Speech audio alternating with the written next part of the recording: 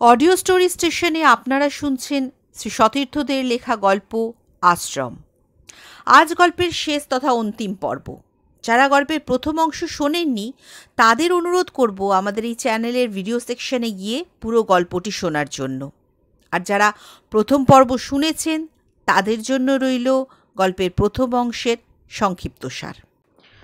Rikhiya women's foundation কলেজে পড়তে এসেছে কলকাতার মেয়ে মনীষা। একরকম জেদ করেই প্রায় তার এই কলেজে পড়তে আসা। সম্বল বলতে তার ইচ্ছাশক্তি ও মনের জোর। কিন্তু দুর্ভাগ্যবশত কলেজ হস্টেলে তার জায়গা হয় না এবং সেই কারণে তাকে থাকার জন্য অন্যত্র জায়গা খুঁজতে হয়। সহসা কলেজ হস্টেলের যিনি দারোয়ান, সে বুড়ো দারোয়ানের কাছ থেকে সে জানতে পারে কাছেই একটা থাকার বাড়ি আছে। যদিও দারোয়ান জানায় সেখানকার নিয়ম শৃঙ্খলা খুবই স্ট্রিক্ট, তার পক্ষে থাকা সম্ভব নয়, কিন্তু সেটাই এখন মনীষার কাছে হাতে চাঁদ পাওয়ার সমান। তাই সে কোনো রকমে দারোয়ানের কাছ থেকে সেই জায়গাটা ঠিকানা জোগাড় করে এবং বেরিয়ে পড়ে সেই আশ্রমের সন্ধানে। দীর্ঘ রাস্তা জঙ্গলের মধ্যে দিয়ে পেরিয়ে আসা পরে তারপরেও সে কোথাও সেই বাড়িটা তার চোখে পড়ে না। যতদূর চোখ যায় শুধু জঙ্গলের মধ্যে সরু সরু রাস্তা, কিন্তু সেখানে কোনো প্রাণের চিহ্ন নেই, না কোনো বাড়ির চিহ্ন। ভীষণ কান্না পায় মনীষার। তবে কি তাকে কোনো বিপদে ফেলার পরিকল্পনা? সে এখন কি করবে? সে তো কিছুই জানে না, কোথায় থাকবে, কিভাবে কি করবে। এসব ভাবতে ভাবতেই হঠাৎ করেই তার কানে আসে দূর থেকে ভেসে আসা এক ঘণ্টার ধ্বনি। ঘণ্টার ধ্বনি? তাহলে কি কাছাকাছি কোথাও মন্দির আছে? মন্দির মানে তো মানুষজন, তাহলে তো বিপদ সীমা ততটা নেই। এই ভেবে সে ধীরে ধীরে ঘুরে দাঁড়ায় এবং সহসা তার চোখে পড়ে জঙ্গলের মধ্যে দিয়ে একটা বাড়ি। আরে, এই বাড়িটা এখানে কোথা থেকে এলো? এতক্ষণ তো সে এই জায়গায় ঘুরে গেছে, কিন্তু কই বাড়িটাকে তো তার চোখে পড়েনি। আর এমন কিছু ঝোপ জঙ্গলও নয় যে বাড়িটা তার আড়ালে চাপা পড়ে যাবে।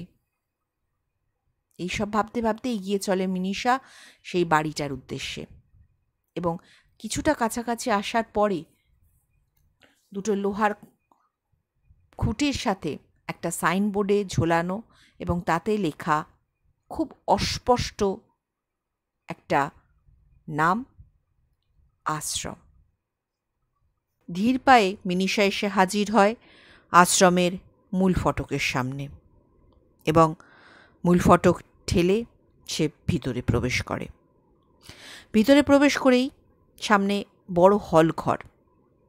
সে ঘরের এক পাশে অনেক বেঞ্চ পাতা এবং এক পাশে জাল ঘেরা একটা রিসেপশন কাউন্টার। সেখানে বেঞ্চের ওপরে কিছুক্ষণ অপেক্ষা করতেই হঠাৎ করে মনীষা দেখে রিসেপশন কাউন্টারে এক অদ্ভুত থমথমে মুখের গম্ভীর দর্শন এক ব্যক্তি দাঁড়িয়ে আছে।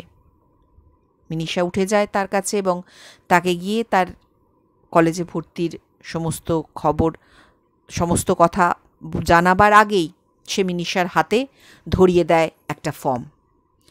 মনীষা উল্টে দেখে ফর্মের পিছন দিকে লেখা আছে অনেক রকম নিয়ম নীতি এই আশ্রমে থাকবার, যেমনটা সেই বুড়ো দারোয়ান বলেছিল। চোখ তুলে তাকাতেই সে অবাক হয়ে যায়। রিসেপশন কাউন্টার ফাঁকা, কেউ নেই। শুধু কাউন্টারের ওপর রাখা আছে একটা চাবি এবং তার গায়ে পিতলের প্লেটের ওপর এমব্রাস করে লেখা 110 নম্বর।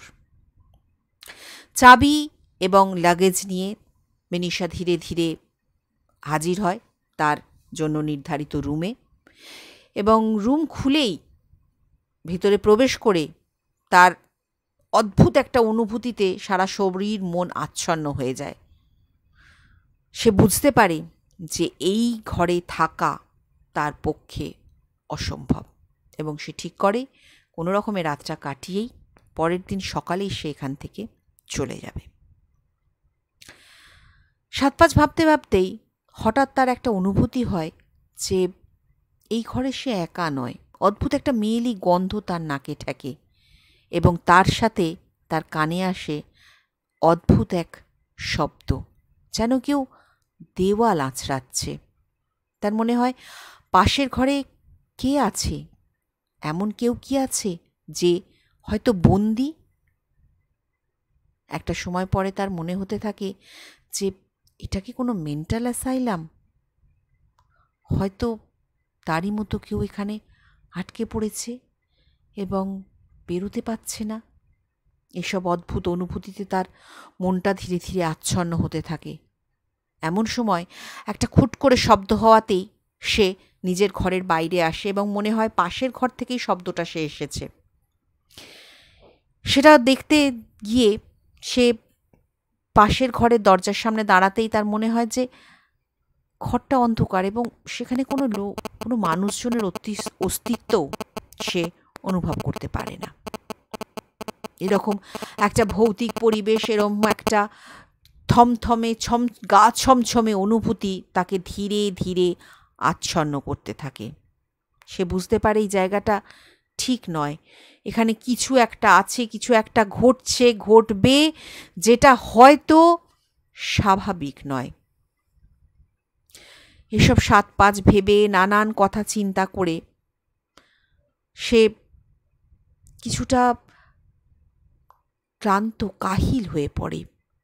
হঠাৎ সে অনুভব করে তার একটু খিদে পেয়েছে। সে নিচে যায়, নিচের ক্যান্টিনে কিছু খাবারের সন্ধানে, এবং সেখানে গিয়ে সে দেখতে পায় যে একটি মেয়ে, তারই বয়সী হবে সম্ভবত, মাথা নিচু করে বসে আছে। কি ভেবে মনীষা তার সাথে আলাপ করতে চায়। যাই হোক, এই এত বড় একটা মনুষ্যবর্জিত জায়গায় কেউ তো একটা প্রাণের সাড়া পাওয়া গেল। কিন্তু মেয়েটার ব্যবহার, কথাবার্তা সব কিছু শুনে তার ভয় বা আতঙ্কের একটা শিহরণ তৈরি হয়। সে অনুভব করে তার ধারণা ভুল নয়। লৌকিক বা অলৌকিক এই উভয়ের মাঝের এক অদ্ভুত জগৎ এই জায়গাটা। কি আছে এখানে? কি ঘটতে চলেছে মিনিষার সাথে? মিনিষা কি সত্যি বন্দি হয়ে যাবে এই হস্টেলটার মধ্যে, এই আশ্রমের 4 দেওয়ালের মধ্যে, নাকি সে বেরিয়ে আসতে পারবে? এই আশ্রমটার আসল রহস্যটাই বা কি? কি ঘটনা এর পিছনে লুকিয়ে আছে জানতে হলে অবশ্যই আমাদের সঙ্গে থাকতে হবে এবং শুনতে হবে আমাদের গল্পের পরবর্তী তথা শেষ অংশ। তাহলে চলুন আমরা শুনে নিই গল্পের পরবর্তী পর্বটা।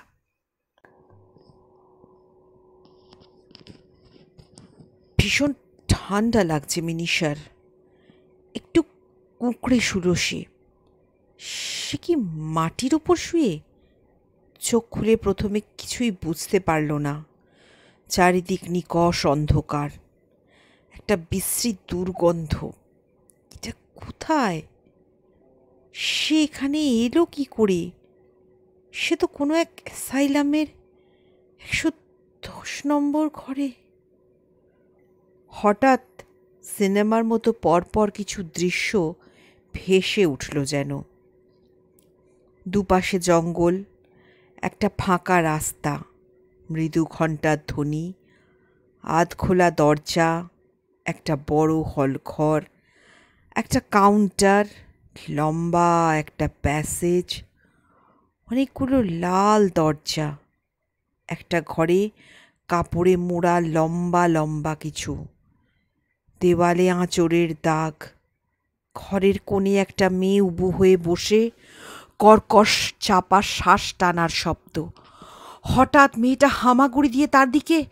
চমকে চোখ তুলে তাকালো মিনিষা। ধরফর করে উঠে বসল সে। একটা অ্যালুমিনিয়ামের টেবিলের ওপর শুয়ে ছিল এতক্ষণ সে। ঘরটা বেশ অন্ধকার। চোখ সয়ে আসতে কয়েক সেকেন্ড লাগলো। শুধু সে নয়, আশেপাশে আরও দুটো টেবিলের উপর ময়লা চাদর ঢাকা কিছু, নাকি দুজন শুয়ে। এটা কি মর্গ? এগুলো কি ডেড বডি? তাহলে সেও কি মৃত? মিনিষাকে উঁচু টেবিল থেকে নামতে গিয়ে একটু লাফাতে হলো। মেঝেটা কি ভিজে না ঠান্ডা? কান পেতে রইল বেশ কিছুক্ষণ। কোনো শব্দ নেই। হ্যাঁ, একটা শব্দ পাচ্ছে। অ্যাজমা রোগীর মতো কেউ যেন টেনে টেনে শ্বাস নিচ্ছে। সেটা কি ওই টেবিল দুটোয় শুয়ে থাকা কারো? এ ঘর থেকে বেরোবে কি করে? দরজাটা কোন দিকে? খট করে একটা আওয়াজ পেয়ে প্রায় বিদ্যুৎ পৃষ্ঠের মতো চমকে উঠল মিনিষা। ওই হিংস্র মেয়েটা কি তাকে মারতে এসছে? হ্যাঁ হ্যাঁ, তাকে মেরেই টেবিলে শুয়ে রাখবে। না না না, সে মরবে না, কিছুতেই মরবে না। আর দেরি না করে হামাগুড়ি দিয়ে টেবিলের নিচে ঢুকে সিটিয়ে বসল মিনিষা। অন্ধকারেও বুঝল একজোড়া পা ঢুকেছে ঘরে। এখন কি করবে সে? কি করবে? সেই পা জোড়া টেবিলটার কাছে এসে দাঁড়ালো।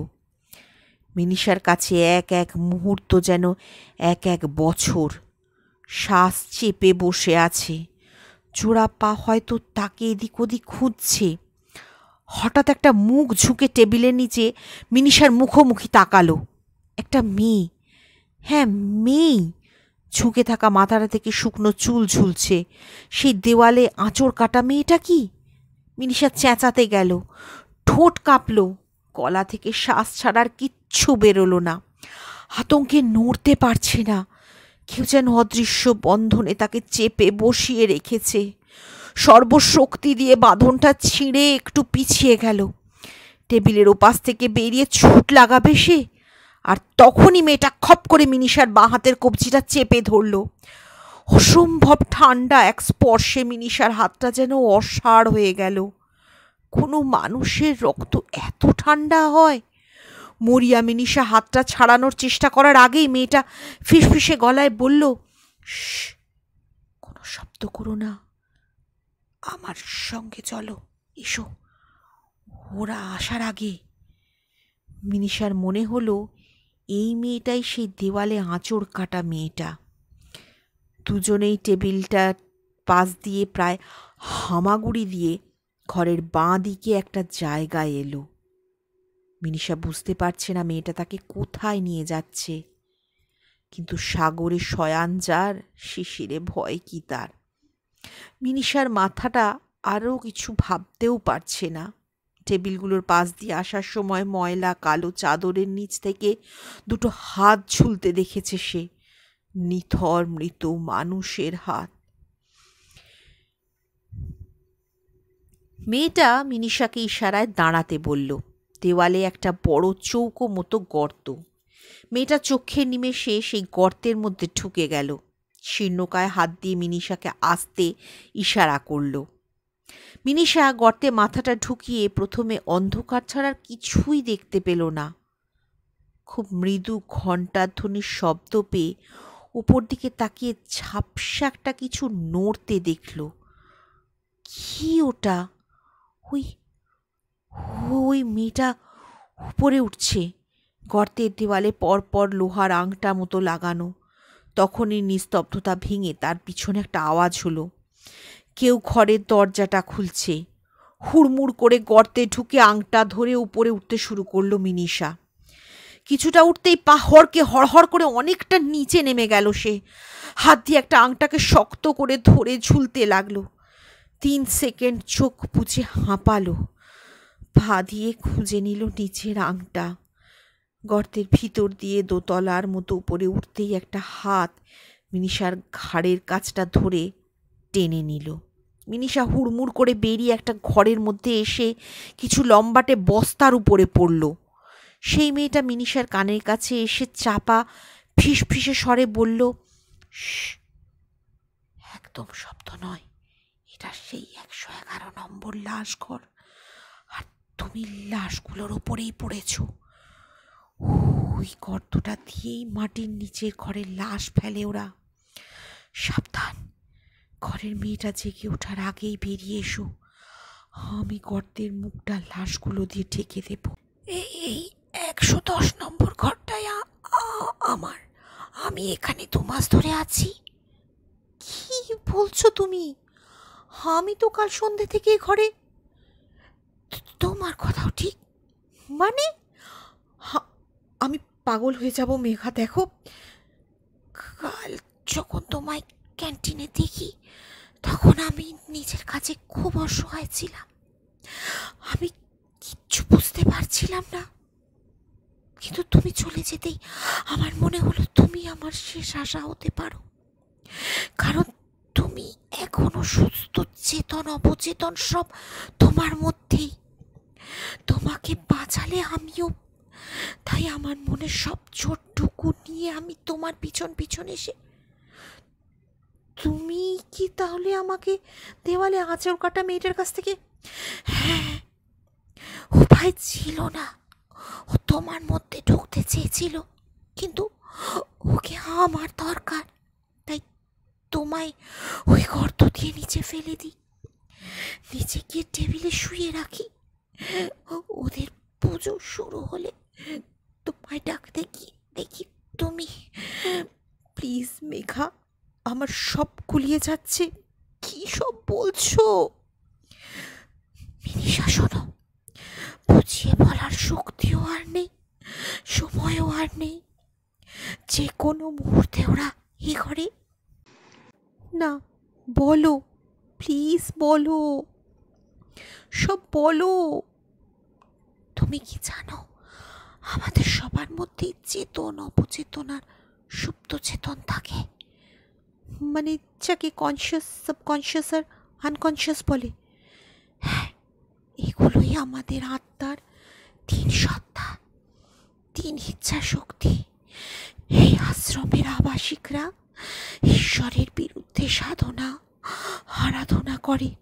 এরা সব শয়তানের পূজারী।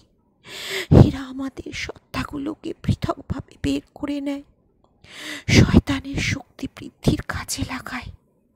আর ক্রমে শক্তি ক্ষয়ের ফলে সকলেই মারা যায়। এরা তখন বেসমেন্টে রাখা সেই সব মৃতদেহগুলোকেই খায়। কিছুদিন পর আমাকেও খেত, আরো কিছুদিন পর হয়তো তোমাকেও। মেঘা, হ্যাঁ, আর তুমি একটু সাহায্য করলে আমি আর তুমি হয়তো বাঁচতে পারি। আমি? হ্যাঁ, কারণ এই 111 নম্বর ঘরে আমার সুপ্ত সুস্থ সত্তা বন্দী আছে। আমার মূল ইচ্ছা শক্তি সারাদিন সারা রাত ঘরের দেওয়াল আছড়ে আমায় ডাকে, আমার মধ্যে ঢোকার আপ্রাণ চেষ্টা করে। 3 দিন সে ওই অস্ত্র হয়ে উঠছে, শয়তানের বশে চলে যাচ্ছে, শরীর ধারণ করছে। আমি আমি কিছুই করতে পারছি না। আমি ওকে স্পর্শ করতে পারি না। কাছে গেলেই তীব্র এক বিকর্ষণে ছিটকে আসি আমি শুধু সারা বাড়িতে ঘুরে বেড়াই, আর আমার এই অপচেতনের সত্তা মায়া কাটাতে না পেরে এই 110 নম্বর ঘরেই থাকে। মিনিষা বাকরুদ্ধ হয়ে চেয়ে রইল মেঘা নামের মেয়েটার দিকে। বেশ রক্তশূন্য, শুকনো চেহারা, সত্যি যেন কেউ কিছুটা জীবনী শক্তি নিংড়ে নিয়েছে। এই মুহূর্তে এই মেয়েটাকে কি উন্মাদ মনে হচ্ছে? কিন্তু এসব কি বলছে মেয়েটা? আমাদের সত্তা এভাবে বার করা যায় নাকি? এই ঈশ্বরের বিরুদ্ধে শয়তানের আরাধনা? কার আরাধনা? পিশাচের? এসব তো ডেমনদের গল্পে পড়েছে, সে যারা সব উইচক্রাফট, ব্ল্যাক ম্যাজিক করে। আর 111 নম্বরের বুনো মেয়েটা কি এই মেঘার ইচ্ছা শক্তি? এরকম আবার হয় নাকি? মেঘা, আমি এখান থেকে বেরোবো, তার জন্য যা করতে হয় করব। আমি পোশাক পরে নিচ্ছি। কয়েক পলক মিনিষার দিকে চেয়ে রইল মেঘা। ঠিক আছে, এসো আমার সঙ্গে, ব্যাগটা বিছানার ওপর রেডি করে রেখে ওরা ঘর থেকে বেরিয়ে 111 নম্বর ঘরের বন্ধ দরজাটার সামনে এসে দাঁড়ালো। এখন সেই ঘণ্টার শব্দ বন্ধ হয়ে গেছে। তার মানে ওদের নিশি প্রার্থনা কি শেষ? যে কোনো মুহূর্তেই তোরা চলে আসতে পারে। মিনিষা দেখল মেঘা মেয়েটা দরজার সামনে দাঁড়িয়ে চোখ বুজে বিড়বিড় করে কি বলছে। কেন সময় নষ্ট করছে? দরজাটা খোলার আগে মেঘা মেয়েটা শেষবারের মতো মিনিষাকে জিজ্ঞেস করলো, পারবে তো? হ্যাঁ, চলো। দরজা খুলে ভিতরে ঢুকে মিনিষাকে চুপ করে দাঁড়াতে ইশারা করেই ডান দিকে চলে গেল মেঘা। মিনিষা দু চোখ ছোট করে সামনের দিকে দেখল। সামনের দেওয়ালের কোণে কিছু একটা আছে। কুঁকড়ে বসে আছে মেয়েটা। অদম্য এক কৌতূহলে কিছুটা এগিয়ে গেল মিনিষা। কি সত্যি মেঘা মেয়েটার তৃতীয় ইচ্ছে শক্তি? তাহলে শরীরটা শয়তানের শয়তানি? ঘাড়ের কাছে একটা হাতের ছোঁয়ায় চমকে ঘুরে তাকালো মিনিষা। মেঘা আবার চাপা ফিসফিসে স্বরে বলল, নাও, এই কাঠের শলাকাটা দু হাতে শক্ত করে উঁচিয়ে ধরো। আমি বললেই আমার বুকে বসিয়ে দেবে। হোয়াট? আস্তে। এছাড়া আর এখানে উপায় নেই কোনো। ও শয়তানের বশে কোনোভাবে আমার শরীরে ঢুকলেও আমি আর স্বাভাবিক মেঘা হতে পারবো না। আর আমার মৃত্যুতে আমার চেতন অবচেতন সমস্ত সত্তার সক্রিয়তা নষ্ট হবে। এদের এই ভয়ঙ্কর শয়তানি শক্তির সংযোগ সূত্র হয়তো ছিঁড়ে যাবে, নষ্ট হয়ে যাবে। এটা তোমায় করতেই হবে মিনিষা। এটাই আমার মুক্তি আর তোমার বাঁচার একমাত্র পথ। নাও, ধরো। না না না না, আমি। মন শক্ত করো, ও জেগে উঠছে। মিনিষা সেই শ্বাসের আওয়াজ শুনতে পাচ্ছে। মেয়েটা জেগে উঠছে। বাঁ দিকে ঘুরে দেখল কুঁকড়ে থাকা শরীরটা যেন নড়ে উঠল। আর একটা শব্দও শুনতে পাচ্ছে সে। কেউ বা কারা যেন সিঁড়ি দিয়ে উঠছে। মিনিষার পেটের কাছে মুঠো করে রাখা হাতের মধ্যে কাঠের শলাকাটা গুঁজে দিল মেঘা। কি এক ভয়ঙ্কর আশঙ্কায় মিনিষা আবার সেই অদৃশ্য বন্ধনে বন্দী। তার পা দুটো যেন সিমেন্টের জমাট ঢালাইয়ের মধ্যে ডুবে আটকে গেছে। কি হতে চলেছে? কি হতে চলেছে এবার? হঠাৎই বাঁ দিক থেকে এক বিকট বুনো চিৎকার করে মিনিষার দিকেই তেড়ে এলো মেঘার সেই বিকৃত সত্তা। হয়তো মিনিষার শরীরে প্রবেশ করতে। পিছনে প্যাসেজে কাদের ছুটে আসার শব্দ। আর ঠিক তখনই মেঘা ঝাঁপিয়ে এসে জড়িয়ে ধরল মিনিষাকে। মেঘার আর তো চিৎকারে শিউরে উঠল মিনিষা। বুকে গেঁথে থাকা শলাকা ধরে যন্ত্রণায় ছটফট করতে করতে ছিটকে পড়ে গেল মেঘা। থর থর করে কাঁপতে কাঁপতে মিনিষা দেখল বুনো মেয়েটা ঘুরে তীক্ষ্ণ এক কান্নার শব্দ করে ঝাঁপিয়ে পড়ল মেঘার ওপরে। দুই মেঘা যেন মিশে যেতে লাগলো পরস্পরের মধ্যে। হঠাৎ মিনিষাকে ধাক্কা মেরে পিছন থেকে সেদিকে ছুটে গেল সেই আশ্রমের দুই আশ্রমিক। পাগলের মতো চেষ্টা করতে লাগলো মেঘাকে বাঁচাতে। ঝাঁকাতে লাগলো মেঘার রক্তাক্ত নিথর দেহটা। মৃত মেঘার নিথর চোখের দৃষ্টি সোজা তাকিয়ে মিনিষার দিকে। সে দৃষ্টি যেন তাকে বলছে, পালাও মিনিষা, পালাও। মিনিষা মাটিতে পড়ে হামাগুড়ি দিয়ে ঘর থেকে ছুটে বেরিয়ে পাশের ঘর থেকে ব্যাগটা টেনে নিতেই যেন দুলে উঠল সারা বাড়িটা। বাতাস যেন এক তীব্র হাহাকারে আর্তনাদ করে উঠল। ভয়ঙ্কর এক প্রলয় যেন ভেঙে চুরে গুড়িয়ে যেতে লাগলো দেওয়াল, মেঝে, ছাদ, সব কিছু। ব্যাগটা বুকে ধরে চোখ চেপে গুটিয়ে বসে রইল মিনিষা, বসেই রইল। একটা শিরশিরে হাওয়া গায়ে লাগতে ঘোর কাটল মিনিষার। সেই হাহাকার, সেই ভূমিকম্প আর অনুভব করছে না সে। মনে হলো যেন কিচকিচ একটা শব্দ শুনল, পাখির ডাক। চমকে চোখ দুটো খুলল মিনিষা। ভোরের আলোয় একটা আধজংলা মাঠের মধ্যে ভারী ব্যাগটা জড়িয়ে বসে আছে সে। কিছু দূরে তার ট্রলিটা, আর ওদিকে ধীরে ধীরে উঠে ব্যাগটা ফেলে এগিয়ে গেল মিনিষা। হাত 10 দূরে 3টে নর কঙ্কাল একে অপরের ঘাড়ের ওপর পড়ে আছে। সবচেয়ে নিচের কঙ্কালটার ডান পাঁজরের হাড় ভেঙে গেঁথে আছে একটা কাঠের শলাকা। এতক্ষণ আপনারা শুনলেন সতীর্থদের লেখা গল্প আশ্রম। গল্পটি একটু ভিন্ন ধরনের, একটু অন্য স্বাদের, অন্য মাত্রার। আশা করি গল্পটা আপনাদের ভালো লেগেছে। গল্পটি ভালো লাগলে ভিডিওটিতে অবশ্যই একটা লাইক দেবেন, এবং যারা আমার চ্যানেলে নতুন তাদের বলবো আমার চ্যানেলটা অবশ্যই সাবস্ক্রাইব করে পাশের বেল আইকনটা প্রেস করে দেবেন নতুন নতুন গল্পের আপডেট পাওয়ার জন্য। ভালো থাকবেন, সুস্থ থাকবেন, অবশ্যই আমাদের সঙ্গে থাকবেন। শুভরাত্রি।